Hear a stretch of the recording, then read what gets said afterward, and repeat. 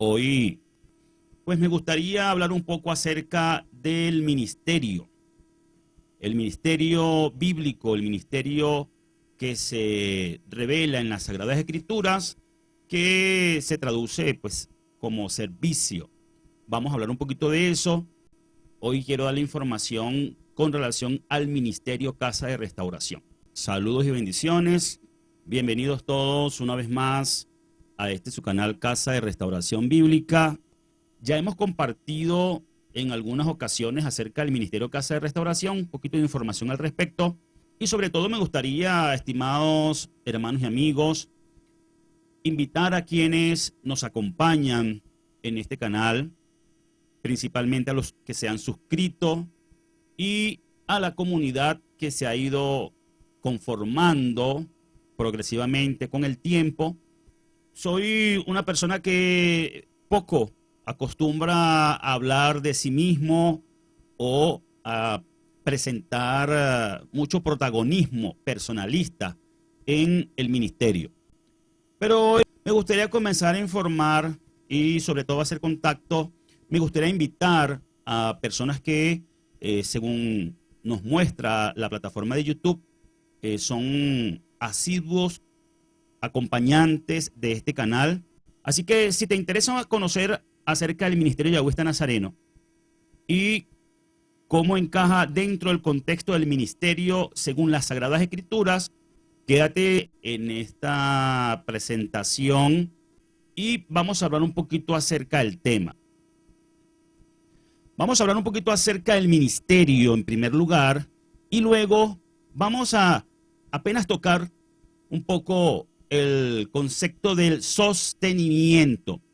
Bueno, el título de este tema que vemos en el documento es un documento elaborado hace mucho tiempo y se titula El ministerio y su sostenimiento.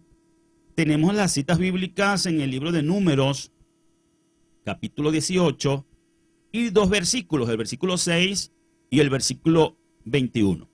Entonces, nos encontramos primero con el versículo 6 que dice: porque he aquí yo he tomado a sus hermanos los levitas de entre los hijos de Israel, dados a ustedes en don de Yahweh, para que sirvan en el ministerio. Y quiero resaltar, sirvan en el ministerio, de manera de que veamos la relación que existe entre la palabra ministerio y la palabra servicio o servir.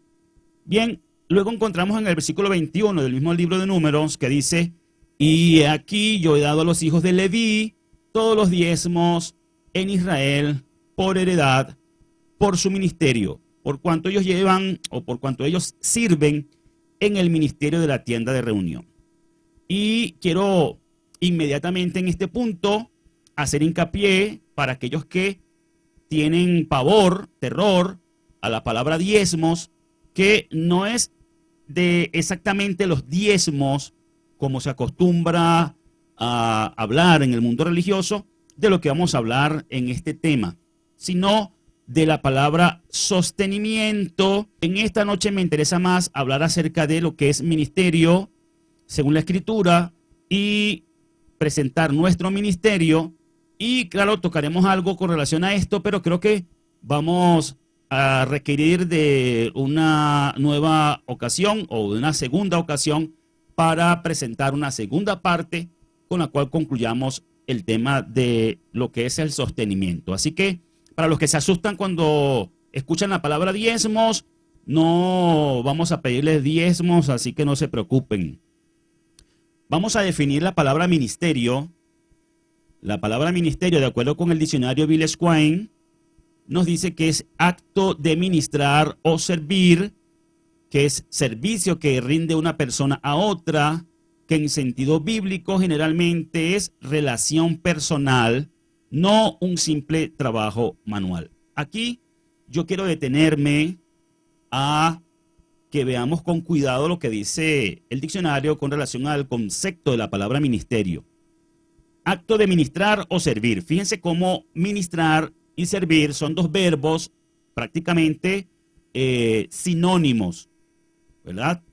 se trata de lo mismo cuando hablamos de ministrar o cuando hablamos de servir. Por lo tanto, el ministerio es un servicio que rinde una persona a otra, que en sentido bíblico generalmente es relación personal, no un simple trabajo manual. Fíjense entonces cómo nos habla de una relación personal, una relación que también es trabajo, como se ve en esta palabra acá, trabajo manual, que es lo que se entiende como servicio, un servicio que se rinde o que rinde de una persona a otra, pero que en el sentido bíblico, más que una relación así tipo laboral, tipo empresarial, tipo contrato de un jefe a un obrero, por ejemplo, es una relación personal,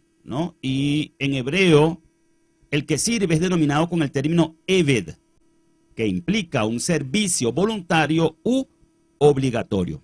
Es decir, hay un término hebreo que es el término eved, que nos habla de alguien que sirve voluntariamente o de alguien que está sirviendo de manera obligatoria.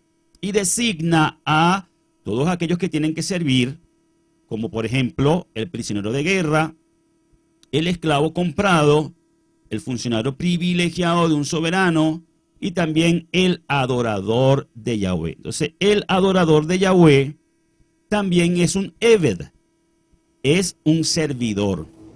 De hecho, es importante aquí decir que en el contexto hebreo, la palabra adoración se entiende como servicio. Y por eso es que regularmente se dice vamos al servicio, refiriéndose al servicio religioso. Es el equivalente en hebreo de la palabra adorar a la palabra servir.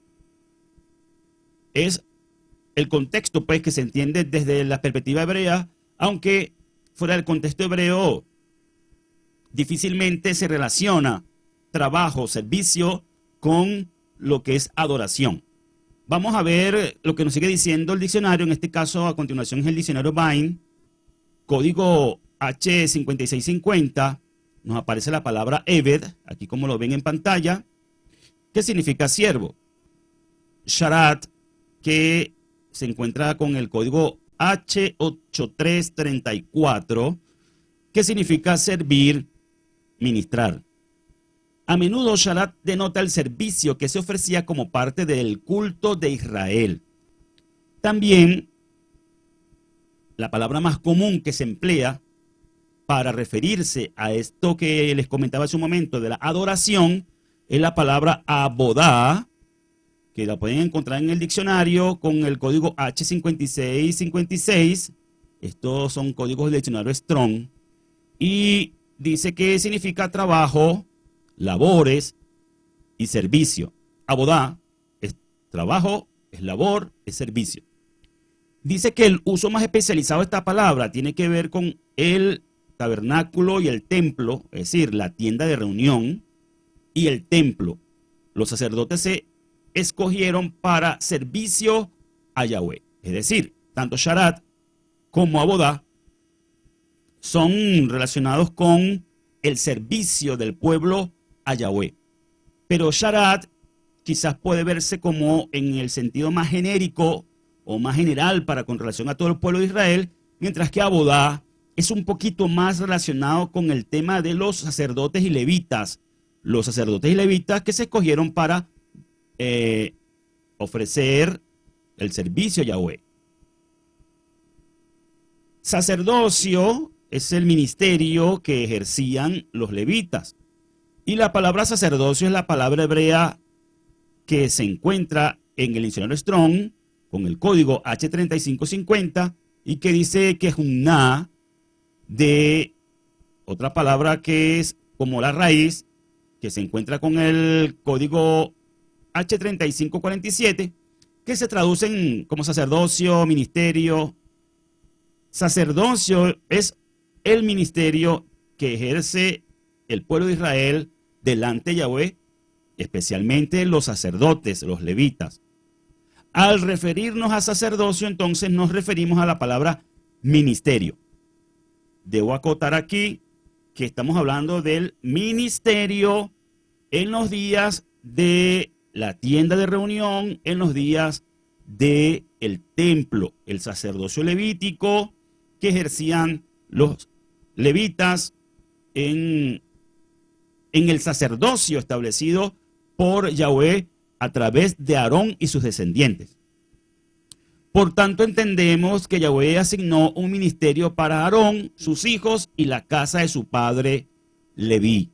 Es decir, es lo que se entiende como el sacerdocio levítico. Seguimos definiendo la palabra ministerio.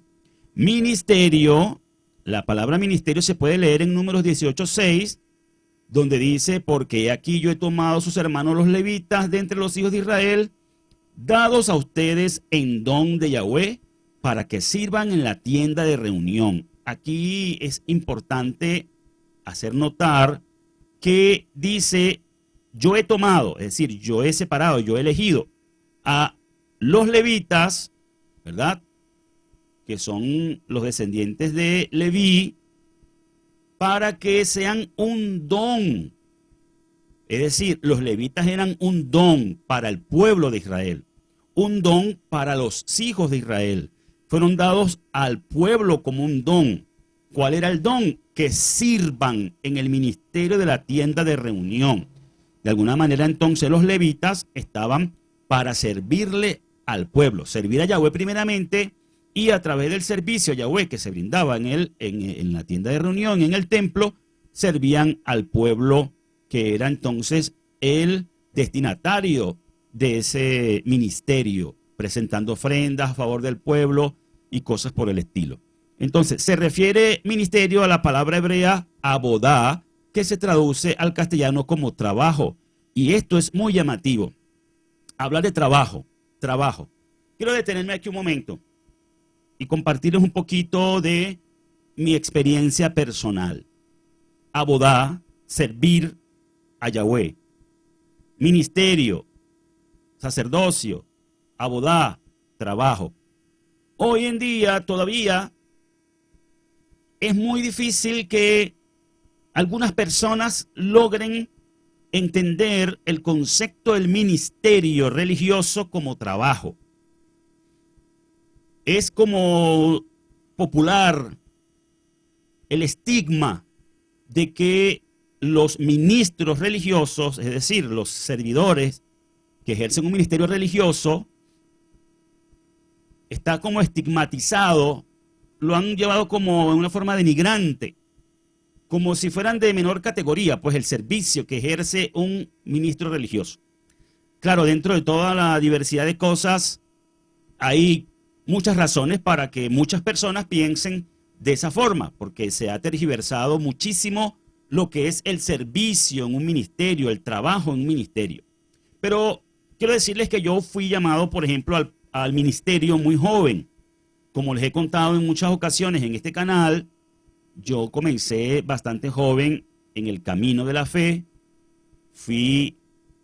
Comencé a ejercer un liderazgo bastante pronto, siendo bastante joven. Terminé entonces, al final, estableciéndome, siendo llamado y establecido como pastor en una congregación cristiana evangélica pentecostal, en la cual estuve pastoreando, creo que como 2 años nada más, duré pastoreando como cristiano evangélico pentecostal, porque en ese proceso fue cuando yo comencé a descubrir y a estudiar y ya a profundizar en el estudio de las raíces hebreas. Entonces, desde que yo comencé a ejercer el ministerio pastoral, choqué muchas veces contra la cruda realidad como contra una pared, que es el desconocimiento, es decir, el no reconocer al ministerio como un trabajo.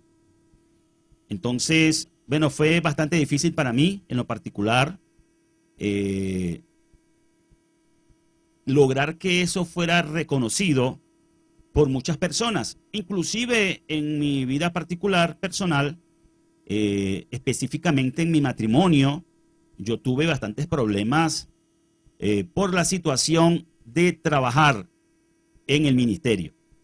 Y pues fue una situación bastante difícil y no todos los pastores, como mucha gente piensa, son personas pudientes o tienen recursos económicos porque despojan a las iglesias o a los creyentes, a las comunidades religiosas del dinero, porque ese es más o menos el estigma que hay, ¿no? Que los ministros religiosos son, digamos que ladrones, son personas que hacen mercantilismo religioso y ciertamente eso existe en el mundo religioso. Hay quienes ciertamente explotan a través de la religión a las personas para sacar dinero, pero aunque esa es una realidad, no debe tampoco ignorarse de que hay un ministerio bíblico, hay un modelo bíblico del ministerio que es un trabajo, que es un servicio y que, bueno, en síntesis, cuando hablamos de ministerio hablamos de trabajo. Un trabajo requiere esfuerzo, un trabajo requiere dedicación. Sobre todo y lo más valioso, que en todo trabajo el individuo, la persona, invierte es tiempo, porque la dedicación es igual a tiempo. Entonces, hay una gran inversión que se hace en el ministerio, en el trabajo en el ministerio, en el servicio en el ministerio, que es el tiempo. Ese tiempo, cuando, por ejemplo, una persona es llamada al ministerio y lo ejerce a tiempo completo, entonces no tiene limitaciones. Les puedo decir que por mucho tiempo yo ejercí el ministerio pastoral a tiempo completo. ¿Eso qué significa?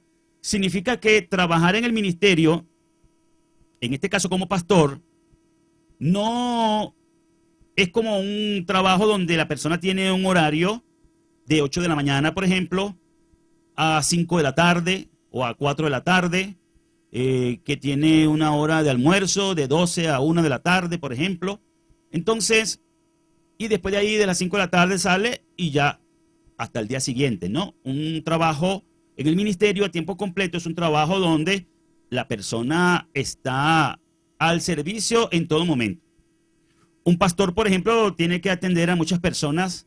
Las personas ven al pastor como su consejero, ven al pastor como su maestro, ven al pastor como su guía, su orientador, ven al pastor como su exorcista, ven al pastor como su médico, ven al pastor, bueno, a la persona que ejerce el ministerio pastoral le toca hacer de todo eso, pues lo que trato de decir.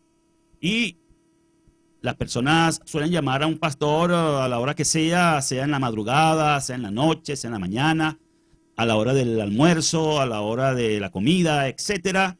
El pastor pues siempre tiene que estar allí. Se presentó un problema, hay que visitar a una persona en el hospital, se murió alguien, hay que ir a hacer un servicio en la funeraria, en el cementerio, se casó alguien, hay que ir a hacer la boda. Bueno, un ministerio requiere de dedicación y esfuerzo. Ahora, hace ya, voy para 2 años que concluí mi proceso de trabajo en el ministerio pastoral y ahora estoy ejerciendo solamente el área de la enseñanza y lo vengo haciendo desde hace algunos cuantos años, pero tengo estos casi 2 años dedicados exclusivamente al tema de la enseñanza por estos medios como YouTube, por internet. Entonces, por internet, hoy día, en la era que estamos viviendo, en la época, en el tiempo que estamos viviendo, se le conoce a este tiempo como la era digital, por el tema de la tecnología, porque la ciencia ha avanzado y la tecnología que procede de la ciencia, pues nos ha permitido la internet y por medio de la internet un mundo virtual en el cual se desenvuelven labores también como estudiar, como trabajar. Entonces, por medio de un canal de YouTube como este, se ejerce un ministerio, que es lo que estamos haciendo nosotros ahora. Ahora el ministerio Casa de Restauración dejó de ser una asamblea, una congregación o una iglesia, como la gente comúnmente entiende o acostumbra a llamar a los grupos religiosos. Entonces ya Casa de Restauración no trabaja en un lugar físico con un grupo de personas como una comunidad o una asociación religiosa. Ahora Casa de Restauración pasó a ser un ministerio unipersonal con este servidor que les habla como su fundador y director. Casa de Restauración entonces es un espacio en la internet para hablar de la enseñanza bíblica. ¿Sigue siendo esto un trabajo o no es un trabajo? Bueno, este trabajo ya no es a tiempo completo como lo era mi trabajo como pastor, pero sí sigue siendo un trabajo donde tengo por lo menos 2 días a la semana establecidos en un horario para presentar en este canal un contenido de valor, sobre todo educativo, sobre todo de edificación, que es lo que en realidad queremos hacer. A pesar de que por causa de las controversias religiosas, algunos eso no lo entienden y vienen y visitan este canal es para buscar contienda religiosa, que nosotros no estamos interesados en eso, pero sí requiere dedicación, sí requiere esfuerzo, sí requiere preparación, sí requiere trabajo. Entonces, el Ministerio de Enseñanza Bíblica, sea presencial o sea virtual o sea de la manera que se ejerza, conlleva trabajo. Así que en síntesis, ministerio es igual a servicio, servicio igual a trabajo. Este trabajo lo hacemos para Yahweh, en primer lugar. Entonces, nosotros esperamos de Yahweh, como todos, la bendición, la vida, la salud, los bienes. Todo viene de arriba, toda buena dádiva, todo don perfecto desciende de arriba, del Padre de las luces, que bendice a los seres humanos y en especial a sus hijos, a su pueblo, y hace salir el sol para buenos y malos, hace descender la lluvia para que la tierra produzca fruto, para que coman todos y se harten, sean buenos o malos. Y cuando esperamos en Yahweh, porque le servimos a Él, pues básicamente nuestra confianza está puesta en Él. Y recordemos que los levitas, que los que fueron llamados y establecidos como un don para el pueblo de Israel en el sacerdocio, eran servidores de Yahweh en primer lugar, pero también eran servidores del pueblo de Israel. Así que nosotros servimos al Padre Eterno, pero también servimos a un pueblo. Este método, esta modalidad de ministerio por la internet, a través de YouTube, por ejemplo, es una cosa extraña al texto bíblico, a los tiempos bíblicos, ¿verdad? No sé qué hubiese pasado si hubiese existido algo así como esto en aquellos días. Imagínense ustedes todo lo que hubiesen podido hacer, ¿no? Nos imaginamos a Moshe allá en el monte, comunicándose por WhatsApp con los que estaban abajo, a Aarón y el pueblo reunido. No hubiese pasado quizá lo de el becerro de oro, porque hubiesen estado en conexión. Imaginémonos cuántas cosas hubiesen sido posibles si hubiese habido la tecnología de hoy en aquellos días, que aquella gente ni se imaginó que esto iba a existir. Ahora usted y yo somos privilegiados de alguna manera de tener estas herramientas, de tener estos espacios, de tener la internet, en donde podemos ejercer un ministerio, pero el hecho de que sea por un canal virtual, por medio de la internet, no le resta valor, no le quita la santidad al ministerio, ni le quita la seriedad, sino que sigue siendo un servicio y sigue siendo un trabajo, primeramente para el Padre Eterno y en segundo lugar para los destinatarios, a quienes yo llamo compañeros o acompañantes. Entonces, los suscriptores y los usuarios recurrentes de este canal que aún no se han suscrito, pero siempre están allí porque el sistema de YouTube me lo muestra, que hay muchas personas que acostumbran a acompañar este canal, pero no se han suscrito. Sus motivos tendrán o sus razones tendrán, o quizá no lo consideran necesario. Pero hay un grupo de personas que, aunque Casa de Restauración ya no es una congregación, sí hay un grupo de personas que es una audiencia, y a esa audiencia va dirigido este servicio, y es lo que estamos haciendo, un ministerio, estamos haciendo un trabajo, ¿sí? Entonces, bueno, me detuve un buen tiempo en este punto porque cuesta internalizar, procesar de manera cognitiva, en el pensamiento, en el entendimiento, la relación que hay entre trabajo, servicio, ministerio, sacerdocio en las Sagradas Escrituras y el modelo entregado por Yahweh mediante Leví y sus hijos, el sacerdocio a través de Aarón. Entonces, bueno, vamos a continuar con las lecturas que tenemos a continuación en el libro de Números. Números 18:20 dice, y Yahweh le dijo a Aarón, tú, sin embargo, no tendrás parte territorial entre ellos, ni porción alguna en su medio. Oigan esta parte siempre me ha encantado. Dice, yo soy tu porción y tu parte entre los israelitas. ¡Wow! ¡Qué cosa más maravillosa! Por un lado, saber que el Padre mismo es la porción del pueblo levita, de los levitas, y específicamente de los sacerdotes, porque esta palabra se les dirigió a Aarón, ¿verdad? Y Aarón representa a todos los sacerdotes. Él como el primer Cohen Hagadol o sumo sacerdote. Y luego todos los sacerdotes. Dice, no tendrás parte territorial entre ellos ni porción alguna en su medio. ¿Por qué? Porque yo soy tu porción y tu parte entre los israelitas. Pero miren lo que dice luego Números 18, 21 al 24. Y a los levitas, mira, yo les doy todos los diezmos en Israel como su parte en pago por los servicios que realizan el servicio de la carpa de reunión. Vuelvo a repetir, como dije en un principio, los que se asustan cuando se menciona la palabra diezmo, no estamos pidiendo diezmo, no le vamos a pedir diezmo, quédese tranquilo, no salga corriendo, por favor. Respire profundo, cálmese y vamos a continuar. Se le dijo esa palabra a los levitas. Los levitas tenían un pago por sus servicios. Todo trabajo conlleva una retribución. Todo trabajo conlleva un pago. Aquí en este versículo podemos ver claramente cómo los levitas ejercían un empleo, un trabajo. Y por eso todos los diezmos en Israel eran la parte del pago por los servicios que ejercían en la carpa o tienda de reunión.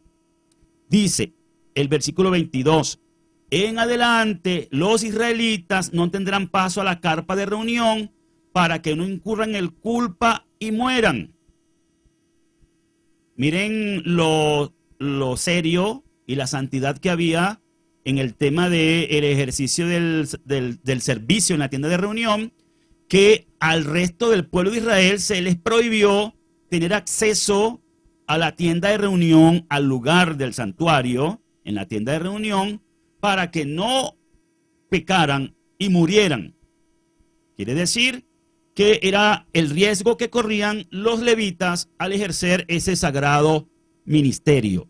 Versículo 23 dice, solamente los levitas realizarán los servicios de la carpa de reunión, otros incurrirían en culpa. Es la ley perpetua a través de las edades, pero ellos no tendrán parte territorial entre los israelitas. Miren, por un lado se les dio el privilegio de poder estar en el lugar santo, en lugar de la administración a Yahweh, donde no podía entrar el resto de los israelitas, como un privilegio, porque estaban consagrados, dedicados para ese servicio. Pero por otro lado, oigan, no tendrán parte territorial entre los israelitas. No sé si todos logran comprender lo que eso significaba. Para las tribus de Israel, el territorio era, en una sola palabra, el sustento. El pueblo de Israel vivía de la tierra, vivía de las labores inherentes relacionadas con el tema de la tierra, con la cosecha, con lo que tenía que ver con el producto de la tierra, con el rebaño y todo lo que tenía que ver con el trabajo, el pastorado. Entonces, allí, decirle a los levitas, ustedes no tendrán parte, es como decirles, ustedes no tendrán herencia. Es como decirles, ustedes no van a tener la misma posibilidad de sustentarse como el resto de sus hermanos. Pero leímos aquí hace un momento en el versículo anterior que eso no significaba ponerlos en una condición menor, sino que porque yo soy tu porción y tu parte entre los israelitas. Es decir, no es que los estaba dejando en una situación de indefección, sino que él sería su sustentador. Y por eso, como los diezmos en Israel eran de Yahweh, los diezmos se los entregaban a los levitas. Cuando se trasladan esos modelos de manera equivocada, como se ha hecho históricamente, a los grupos religiosos, a las organizaciones religiosas, y aplican unos erróneos modelos extraídos erróneamente y fuera de contexto de las escrituras, es lo que ha hecho que la gente hoy día tenga esa animadversión contra el tema de los diezmos y las ofrendas, porque las organizaciones religiosas, la religión institucionalizada ha convertido en, o ha prostituido, digamos, los diezmos y las ofrendas. Ha constituido este tema en un mercantilismo religioso, en una explotación religiosa. Ahora, para los días de los levitas, esto significaba que no tendrían los mismos recursos materiales, económicos, de sustento que los hijos de Israel para ellos sostenerse, sino que dependerían exclusivamente de Yahweh, que les dijo: yo seré la porción de ustedes. El resto de los israelitas entonces se les estableció una serie de contribuciones que debían dar, principalmente los diezmos, para que fuera el pago del servicio de los levitas. Ahora, si nos detenemos a ver, no podían decir los hijos de Israel que ellos le pagaban a los levitas. No podían pensar los hijos de Israel que lo que le entregaban de los diezmos a los levitas era de ellos, porque eso no les pertenecía. El diezmo o los diezmos establecidos en el sacerdocio levítico le pertenecía a Yahweh, no eran de ellos, no era de ellos. Era un impuesto, digamos, que le tenían que devolver a Yahweh, que era el dueño de la tierra. Porque el pueblo de Israel tenía la tierra como en usufructo, porque no eran propietarios de la tierra, sino que el propietario siempre siguió siendo y es Yahweh. Yahweh es el dueño de la tierra y su plenitud. Le entregó la tierra a los hijos de Israel como pisatarios, como usufructo, para que fueran bendecidos y beneficiados. Así que esa parte de los diezmos no era de ellos. No podían decir entonces, como dicen muchos religiosos que se llenan la boca hoy diciendo que ellos mantienen a los ministros que reciben diezmo porque ellos le dan de su dinero a los ministros. Bueno, si eso era diezmo en aquellos días de los levitas, no le pertenecía a los hijos de Israel, sino a los levitas. Ahora, eso no aplica para los asuntos de grupos religiosos, como lo han establecido y lo han utilizado siempre, porque no tiene nada que ver una cosa con la otra. Y vuelvo y repito, no estamos hablando de este tema hoy para pedirles diezmos. No estamos pidiendo diezmo. Nadie está obligado a dar diezmo. Así que no se asuste. Estoy explicando un tema como muchos o muy pocos lo explican, para que entiendan realmente cómo es el tema de qué es un ministerio y cómo es su sostenimiento. Entonces, Yahweh estableció ese diezmo de aquel momento del sacerdocio levítico para pagar el servicio de los levitas. Vamos al versículo 24. Porque los diezmos apartados por los israelitas como contribución a Yahweh es lo que les doy a los levitas como su parte. Por eso he dicho concerniente a ellos, no tendrán parte territorial entre los israelitas.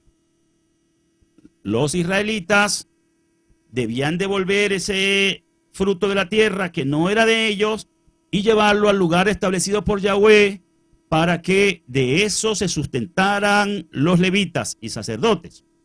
Entonces vamos a ver un comentario de un documento de los profesores de Salamanca que dice: los levitas consagrados al servicio del santuario no debían tener porción alguna en el reparto de la tierra de Canaán. Por eso, entre los príncipes de las tribus mencionadas en el libro de Números 34, entre los versículos 13 y 29, no figura ninguno de la tribu de Leví. Así que en el reparto de la tierra, la tribu de Leví no obtuvo parte alguna. Su porción sería el mismo Yahvé, es decir, sus derechos como dueño de la tierra, que él cedía en favor de los ministros de su santuario. Siendo la tierra de Yahvé, tenía pleno derecho a una renta o tributo. Aquí está la palabra, eso era un impuesto que estaba tasado en el diezmo de los frutos, y tal diezmo era de los levitas. Repito, y tal diezmo era de los levitas. Vuelvo a decir, porque yo conozco el mundo religioso. Estoy hablando del diezmo de los levitas en el sacerdocio levítico. Nada tiene que ver con grupos religiosos del momento presente, ni con organizaciones religiosas, ni con diezmos y ofrendas de las organizaciones religiosas. No estamos hablando de eso, estamos hablando de cómo estableció en el sacerdocio levítico Yahvé el sostenimiento de un ministerio.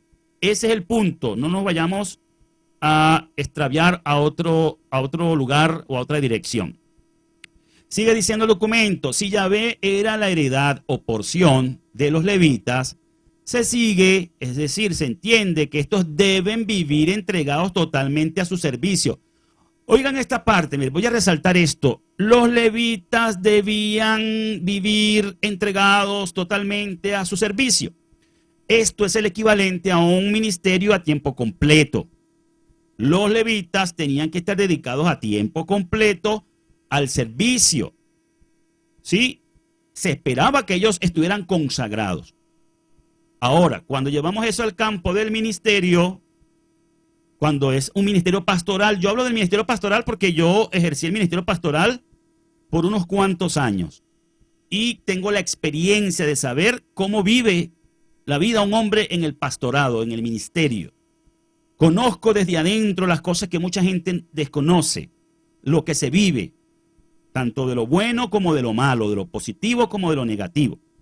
Entonces, un servicio, un ministerio a tiempo completo genera una demanda. Esta es la palabra, demanda. Vamos a resaltar la palabra, demanda.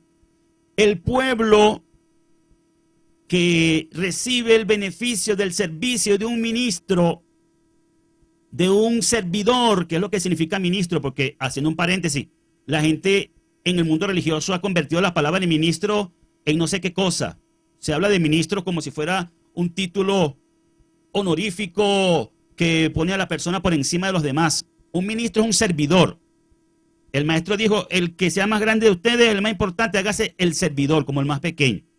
Entonces, el grado honorífico está en el servicio, no en que soy el más importante y que soy el que manda. No, eso no es lo que hace al ministro tener un grado honorífico. Mientras más servidor, mientras más sirva, mientras más se postre en su ego delante del Padre Eterno y sirva a sus hermanos, ese es el honor que hay en el ministerio. Entonces, se esperaba de los levitas que estuvieran consagrados y a tiempo completo. Cuando hablamos de un ministerio pastoral, por ejemplo, en el mundo religioso y en la experiencia que yo viví en mis años de ministerio pastoral, bueno, la gente espera que el pastor esté consagrado, que sea prácticamente un hombre equiparado con el Mesías Yeshua en santidad, que sea un hombre perfecto, que esté dedicado a tiempo completo, que esté allí en todo momento, que a nadie defraude, que sea, bueno, una persona perfecta prácticamente, y que esté allí para el hospital, que esté allí para el problema matrimonial, esté allí para el matrimonio, esté allí para el bautismo, esté allí para el funeral, esté para todo momento, para toda tribulación, que esté para el consejo, que esté para la llamada de madrugada, que esté para el auxilio, que esté para salir a correr, salir corriendo, a echar fuera un demonio en la casa de un endemoniado. Tantas cosas que se viven en el ministerio. La gente esperaba eso. El pastor tiene que ser como un hígado, como un pulpo. Pues bien, por un lado la gente demanda de un ministro cosas y luego cuando se voltea la moneda y se establecen las escrituras, lo que corresponde por parte de quienes demandan al ministerio, entonces ahí la gente mira para otro lado. Estoy hablando específicamente de las contribuciones. Cuando entonces se llegaba al término de las contribuciones, de que un ministro, un trabajador, una persona honesta que hace el trabajo honestamente, que sirve sin las intenciones de enriquecerse o de explotar o despojar a los demás de bienes materiales, pues lógicamente que necesita sustento, necesita vivir, necesita comer, necesita sostener una familia, por ejemplo. ¿Y cómo hace un hombre que está dedicado con este nivel de consagración, de entrega total? ¿De qué come? ¿De qué vive? ¿De qué viven sus hijos? ¿De qué vive su esposa? ¿De qué se mantienen? Porque he escuchado muchos, sobre todo en el campo de raíces hebreas, decir los pastores que vayan a trabajar. Y por eso decía, entender que el trabajo, el pastorado es un trabajo, ni siquiera en el mundo religioso la mayoría lo entiende. Porque al decir los pastores que vayan a trabajar, pues es desconocer que el pastorado es un trabajo.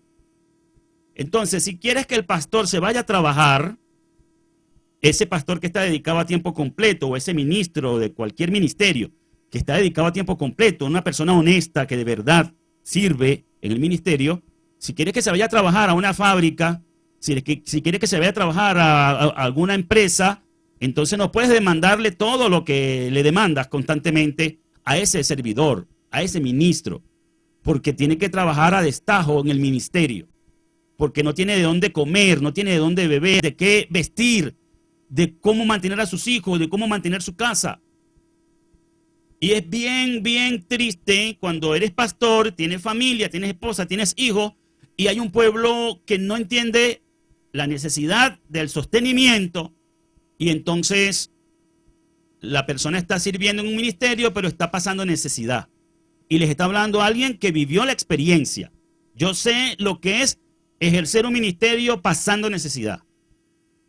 Yo sé lo que es trabajar en la calle, en distintas cosas, para poder sobrevivir. Y hasta el día de hoy, gracias al Padre Eterno, sigo trabajando. Todo el tiempo que fui pastor hice cosas por mi cuenta para conseguir sustento, porque siempre fue insuficiente las contribuciones para poder mantener mi casa, mis hijos, mi esposa. Entonces, aquí vemos, un ministerio real debe estar entregado totalmente al servicio, pero también debe entonces ser retribuido su trabajo. Para los que se acercaron luego, para los que vean este video en este momento o de aquí en adelante, estamos hablando del ministerio. Primero, ¿qué es un ministerio? De acuerdo a las Escrituras. Ministerio igual a servicio, igual a trabajo. Trabajo necesita una retribución. El hombre llamado al ministerio tiene que estar consagrado, dedicado a eso, invertir lo más valioso que tiene, que es su tiempo y su vida, en un servicio legítimo de entrega. Y por otro lado, entonces, necesita sustento, necesita vivir como todo ser humano, pues, que necesita comer, beber, vestir, que necesita cubrir necesidades. Pues bien, nosotros, después de toda la experiencia de vivir por unos cuantos años en el ministerio pastoral, podemos decir que es una gran bendición. Es una gran bendición ejercer un ministerio, es una gran bendición ser llamado a un ministerio, y es una gran bendición cuando se ejerce un ministerio que tiene el apoyo de las personas que reciben el beneficio de ese ministerio. Los hijos de Israel en el sacerdocio levítico eran beneficiados por el trabajo de los levitas y sacerdotes, y Yahweh les estableció, porque de seguro si lo hubiesen dejado por su criterio no lo hacen. Les aseguro que si Yahweh no le hubiese establecido como ley un impuesto a los hijos de Israel para los levitas, no le hubiesen dado nada. Así pasarán hambre, pasarán lo que tuvieran que pasar, porque así es el corazón del hombre. Entonces, los israelitas llevaban para que los levitas pudieran continuar viviendo y ejerciendo el ministerio. Cuando un hombre es llamado a un ministerio y lo hace de corazón, lo hace de verdad, sin interés, más que el simple hecho de servir a Yahweh y que Yahweh sea el que nos sustente, que es como yo considero que he ejercido mi ministerio, por todos los años que he ejercido, en este caso el ministerio Casa de Restauración y antes de ser Casa de Restauración. Considero que he estado dispuesto a servir desinteresadamente. A diferencia del pasado, ya no tenemos una relación personal, presencial con las personas que nos acompañan en el ministerio, pero aún así, en el momento en que vivimos, mucha gente recibe por medio del ministerio lo que tenemos modestamente para dar, que es la enseñanza y es la experiencia que hemos vivido. Vamos a seguir hablando acerca del ministerio y para la próxima ocasión vamos a enfatizar más en cuanto al sostenimiento. Y muy especialmente a quien le interese, quiero invitarles para que en la próxima parte no se pierda, que vamos a hablar acerca de diezmos y ofrendas en la Biblia, diezmos y ofrendas en la religión institucionalizada o en los grupos religiosos. Si lo que hacen los grupos religiosos de cobrar diezmos y ofrendas, como se ha hecho por siempre, eso está de acuerdo con las Escrituras o no, o qué es lo que la Escritura realmente establece, sobre todo para el nuevo pacto, para la nueva alianza o lo que llaman el Nuevo Testamento, cuál es la modalidad escritural para el sostenimiento de un ministerio o de los ministerios según las Escrituras apostólicas nazarenas. Esperando que sea de interés sus comentarios, su participación en el espacio de los comentarios, siempre y cuando sea como tratamos nosotros aquí a las personas, respetuosamente serán respondidas y esa opinión de cada uno es válida, es importante.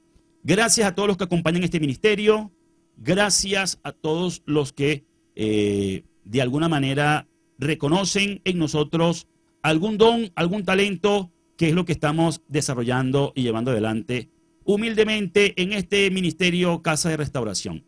La paz y la bendición del Padre Eterno sea con todos ustedes y hasta la próxima ocasión.